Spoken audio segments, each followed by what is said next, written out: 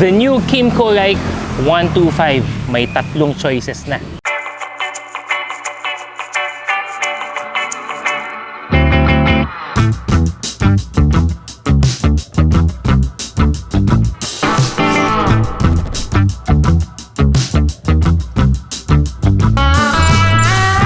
So, the Kymco Like 125 has been with us for how many years now? Tapos, dahil nga sa classic yung kanyang itsura, hindi na luma yung kanyang pinaka-forma. But, this time we have three new, really, masabi natin quirky but yet classy colors. What we have right now is the Midori Green. Actually, ang paborito ko sa tatlong kulay na meron. We also have the light blue color at saka yung furry white. Ang SRP nga pala nito is just 94,000 pesos.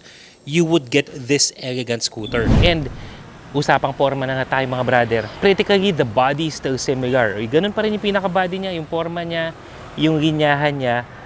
Bukod sa bago yung mga kulay, ang nadagdag sa accent niya is the front carrier bracket right here. Kasi dati, you still have to have this made or magdagdag ng accessory. Pero ito, kasama na siya sa pinaka-motor mismo. This still boasts yung ating round stainless classic side mirror. Siyempre, bagay dun sa kanyang look na vintage. The embossed like branding dito. Tapos, bukod dito sa bracket na nasa harap, meron niyang stainless lining all the way here bearing the Kimco logo. At saka ito, sabi ko nung nakaraan is malaki yung front fender nito. Parang halos 30% ng gulong na-cover niya talaga, which is an identity na pagdating sa mga classic scooters katulad nito. Pero ito, may palong na to. Hindi ko talaga alam kung para saan tong palong na to. But I guess, additional accent, I can't imagine this having anything to do with aerodynamics. Pero dagdag looks pa rin siya, dagdag forma, dagdag accent dito sa front fender kasi dati plain lang to eh. Diba? And then over the side, tingnan naman natin yan. Very plain, meron lang reflector dito. Tapos again, another like branding na naka-emboss. Tapos yung malapad yung from the gilid papunta sa puwetan niya, which is, yun nga, signature naman yan pagdating sa mga vintage looking bike. So, na-appreciate ko talaga to. I mean, pati yung grab bar dito, metal grab bar, stainless, hindi siya katulad ng mga modern cut na mga bakal natin ngayon. Pati yung pagka-round nito, still speaks dun sa mga vintage times na ang mga scooters is ganito lang talaga yung itsura. Bulb pa rin yung kanyang headlight, signal lights, and it is what it is. Pagdating sa panel nito, yung iba kasi gusto digital. Pero ako, the fact that I am riding a classic looking scooter, gusto ko actually experience of having an entirely classic feel into it. So oo, pag nakaganito na ako, nakasakay ako, nakikita nyo, timeless yung motor or yung design ng motor na sinasakyan ko. But as the rider, nakikita ko lahat analog. Meron lang tong digital, yung orasan lang. Pero yung speedometer, to the odometer, to the fuel consumption, lahat analog. Mas parang mas old school yung feel ko. So that, yun naman ang hinahanap natin, di ba, pagdating dun sa mga scooters na ganito. So I appreciate that much. And then pagdating naman sa likod, ayan, what we have is a big taillight, rear light assembly with signal lights at the sides. Yung muffler niya is round together with a gray and black finish pagdating sa muffler cover natin. So, hindi alangan pagdating sa overall design ng motor. Ngayon, pagdating sa makina, this scooter will give us 124.6cc engine displacement, single overhead cam, 4-stroke, single cylinder, and take note, this has a carburetor engine. Yes, mga brother, carburador ang makina nito. Sa horsepower, hindi ka na rin magpapahuli dahil for 125cc classic scooter, what you're going to get is 11.4 horsepower at 7,500 RPM. Habang sa torque naman is, this will give you a decent acceleration and hatak at 10.4 Newton meters at 6,500 RPM. Sa age natin ngayon, halos lahat ng mga scooter FI na. The fact that this motorcycle still has the carburetor engine still gives you that feeling of still being old school. Kumbaga, hindi pa masyadong komplikado yung makina. Simple lang. Okay din naman yung performance sa hatak, okay din naman pagdating sa horsepower because when you have this type of scooter, hindi naman panghatawan yung sasadyain mo dito. Ang gusto mo lang talaga is chill ride, chill vibe, at saka riding in style. Sa hatak, decent naman, gaya ng sabi natin, 10.4 Newton meters of torque. Kahit sa akyatan, kahit sa tao na kasing bigat ko, kaya pa rin naman ako. Ang downside lang nito is when you are starting your engine, let's say after magdamag or after several nights of not using your motorcycle, kailangan mo talagang painitin to.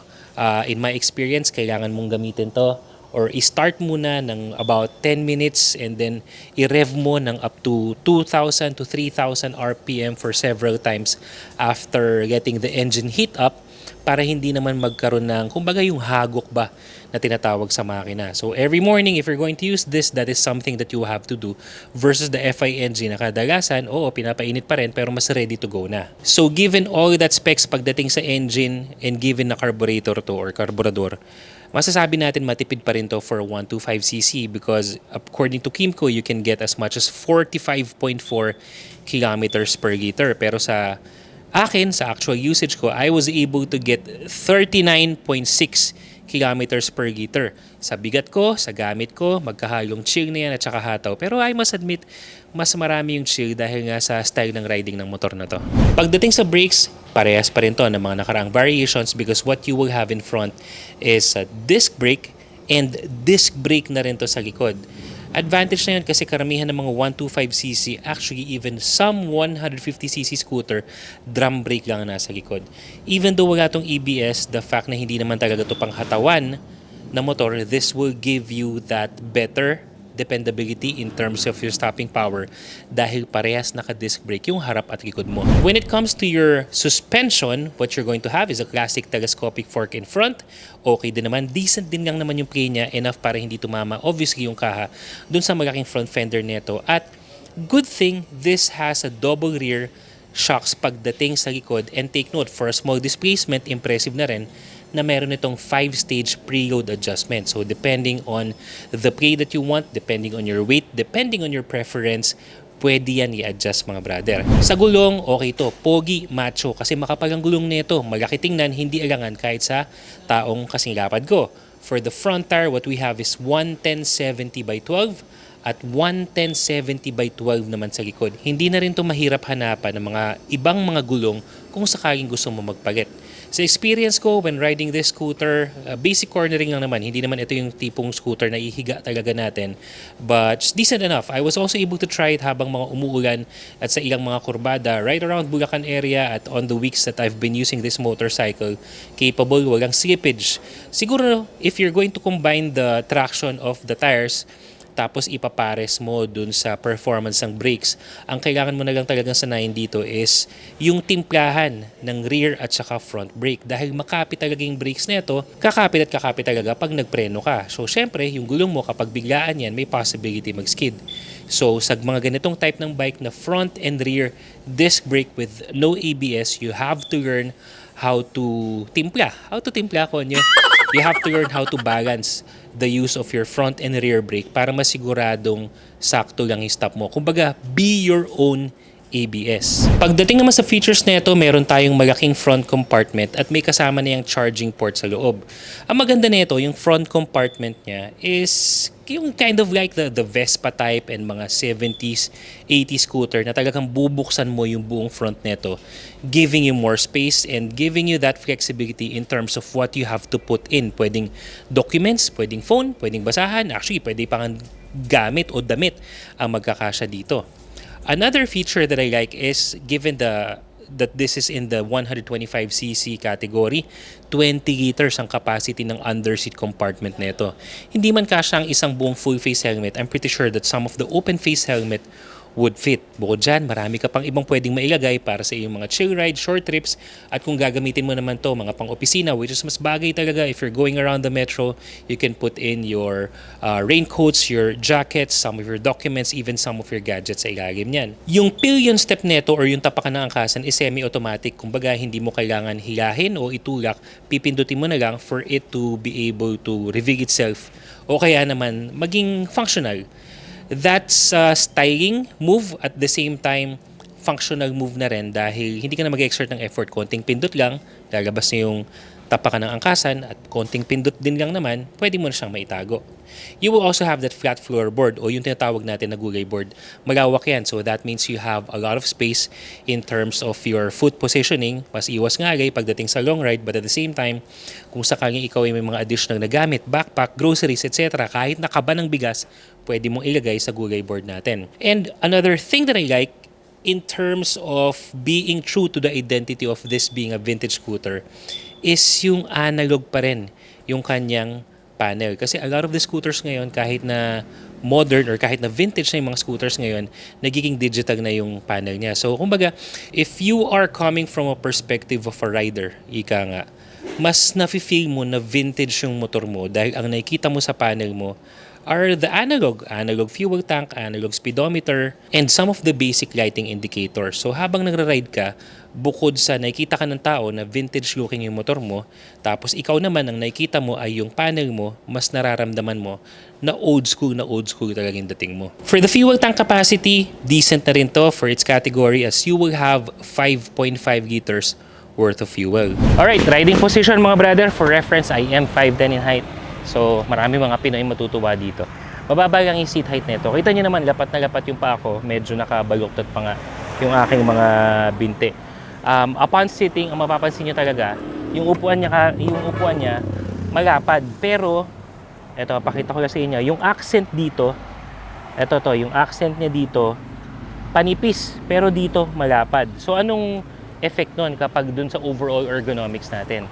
Kapag umupo na tayo, yung puwet natin salong-salo kasi malapad yung upuan, pero hindi natin kailangan tumingkayad dahil yung accent ng motor na parang from manipis pa kapag na ganun, yung dito, pa V, inverted V, enables us to fully support the motorcycle. Kasi sa matatangkad, wala namang kaso.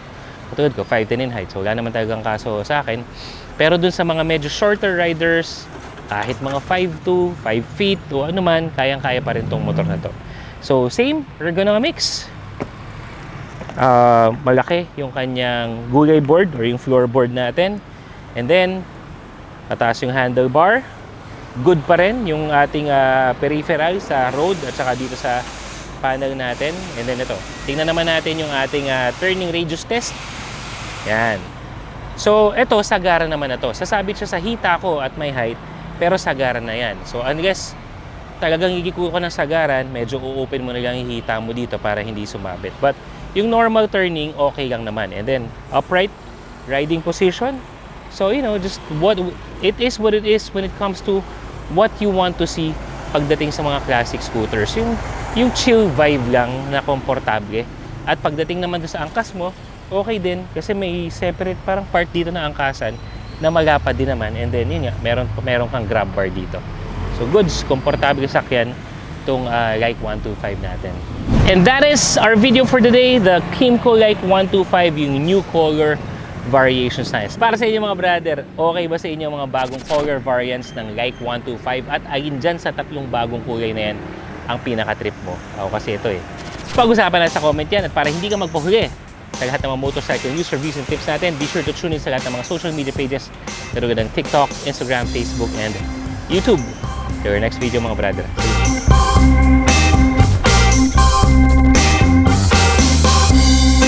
So this ang init!